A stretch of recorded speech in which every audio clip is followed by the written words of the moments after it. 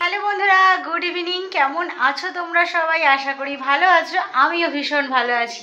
বন্ধুরা, আজকে আমার শ্বশুরমশাইয়ের জন্মদিন, আর আমরা বাড়ির সবাই মিলে ঠিক করেছি শ্বশুরমশাইয়ের জন্মদিনটা একটু ছোটোখাটো করে পালন করব।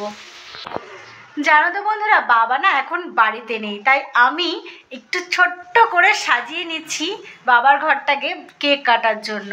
তো বাবা কিন্তু একদমই জানে না যে বাবার আজকে বার্থডে সেলিব্রেশন হবে। তো বাবা বাড়িতে নেই, তো ভাবলাম আমি এই টাইমটাই মোক্ষম সুযোগ ঘরটা সাজিয়ে নেওয়ার জন্য। বাবা আসলে একটু সারপ্রাইজড হবে। জানো তো বন্ধুরা, বাবা মারা তো সন্তানদের জন্য কত কিছুই না করে থাকে, কিন্তু আমরা সন্তানরা যখন বাবা মার জন্য কিছু করি তখন কিন্তু বাবা মারা খুব খুশি হয়। তো আজকে দেখার বেলা যে বাবা কতটা খুশি হয় এই সারপ্রাইজটা পেয়ে। তো চলো বন্ধুরা, আর দেরি করব না, ঝটপট করে একটু ঘরটাকে সাজিয়ে নিই, তারপরে বাবা আসলেই কাটা হবে কেক। এরপর আমি বসে গেছিলাম বেলুনগুলো দেয়ালে সাজাতে। তো মামামকে বলছিলাম তুই আমার একটু ভিডিও করে দে, আর মামামই এলো, বললো মা দাও আমি ভিডিওটা করে দিচ্ছি। তো তারপরে দেখো আমি বসে বসে বেলুনগুলো ফোলাচ্ছিলাম। তো বেলুন ফোলানো ভীষণ টাফ ব্যাপার। বাড়িতে যে কারোরই বার্থডে সেলিব্রেশন হোক না কেন, বেলুন সাজাতে কিন্তু আমিই বসি। আর আমার না এরকম বেলুন দিয়ে ঘর সাজাতে ভীষণ ভালো লাগে। তো কেমন হয়েছে বন্ধুরা আমার সাজানোটা, তোমরা কিন্তু একটু কমেন্ট করে বলো। কম সময়ের মধ্যে একটু সিম্পলভাবে সাজিয়ে নিলাম। হাওয়া সব বেরিয়ে গেল আমার, যতটা হাওয়া শরীরে ছিল। বেলুন ফোলানো কিন্তু মুখের কথা না, সবাই কিন্তু পারে না বেলুন ফোলাতে। তোমাদের দাদাভাই কিন্তু একদম পারে না বেলুন ফোলাতে, জানো তো। মানে মামামের জন্মদিন বলো, আমার জন্মদিনে বলো, যদি তোমাদের দাদাভাইকে বলি বেলুন ফোলাতে তাহলেই হয়েছিল, কোনো জন্মদিনই সেলিব্রেট হতো না তাহলে। আর এই বাড়িতে সব থেকে বেশি ভালো বেলুন ফোলাতে আমি পারি, এই জন্য আমি বসে পড়েছি সব বেলুনগুলো ফোলাবো আজকে আমি নিজে। বন্ধুরা, আজকে বাবার জন্মদিন, আর বাবার জন্মদিন উপলক্ষে বাবার জন্য এই গেঞ্জিটা এনেছি। বন্ধুরা, আমার সাজানো গোছানো কমপ্লিট হয়ে গেছে, তো এখন অপেক্ষা বাবার জন্য। শুধুমাত্র বাবার জন্য নয়, ইচ্ছা আছে তোমার দাদা ভাইয়ের জন্যই অপেক্ষা করব, কারণ বাবারই আসতে অনেকটা লেট হয়ে যাচ্ছে।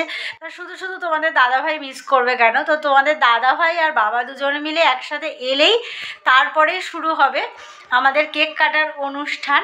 আর এই দেখো বাবার জন্য আমি একটা ফুল এনেছি, তো এটা ইচ্ছা আছে আমার শাশুড়ি মা বাবাকে দেবে আর কি। তো দেখা যাক কতটা কি হয়।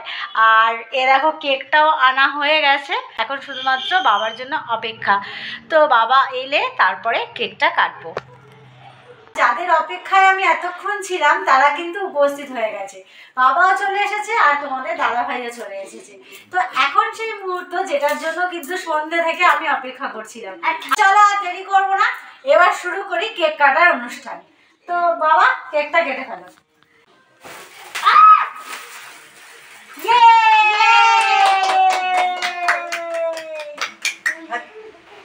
Happy birthday to you. Happy birthday. বলো বলো মামা। Happy birthday, happy birthday, happy birthday to you. আগে তুমি খাও একটু। আচ্ছা আচ্ছা, এটা খাও, এটা খাও। হ্যাঁ, এই তো। ও শুধু বসে আছে চকলেট খাওয়ার জন্য, কতক্ষণ এই চকলেটটা খাবে। আগে আমার একটু মা খা, তারপরে সবাই খাবে না, দেই না সবটাই নিয়ে নাও। হ্যাঁ মামা, এই যে তোমার গিফট। মামার না নে, এর মধ্যে ওর দাদার জন্য গিফট রেখে দিয়েছে। কি গিফট রেখে দিয়েছে কিন্তু আমিও সঠিক জানি না। তোমার মাকে ডাকো না একটু। ডাকছি, মাকে ডাকো। দাও ওর মধ্যে থেকে বের করে দাও মামা, দাদাকে কি গিফট রেখেছো দাদার জন্য দেখাও। হলো এই নাও। আরে বাবা, আমার জন্য কি এনেছো? এই বিস্কুট, আমাকে চকলেট, এই বাবা। আর কি এনেছো? আর কিছু না। আর এই জন্মদিনে সব থেকে বেশি এক্সাইটেড ছিল কিন্তু মামা। আর ওর গিফটগুলো সকাল থেকে কিন্তু ও একটা বাক্সের মধ্যে গিফট নিয়ে রেডি হয়ে রয়েছে ওর দাদাকে গিফট করার জন্য। তো আমাদের কেক কাটার পর্ব শেষ। তো চলো এরপরে যাবো রাতে খাওয়া দাওয়ার পালাতে। তো রাতে দেখা যাক কি আছে।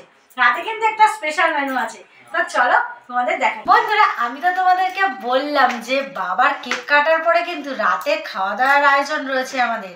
তো আজকে রাতে বাবার জন্মদিন উপলক্ষে আজকে মেনু রাধা বল্লভী আর আলুর দম আর গরম গরম নলের গুড়ের মিষ্টি।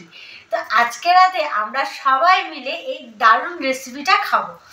তো চলো আজকের মতো ভিডিওটা এখানেই শেষ করছি বন্ধুরা। বাবার জন্মদিন ছোটোখাটো করে খুব ভালো মতন কেটে গেল।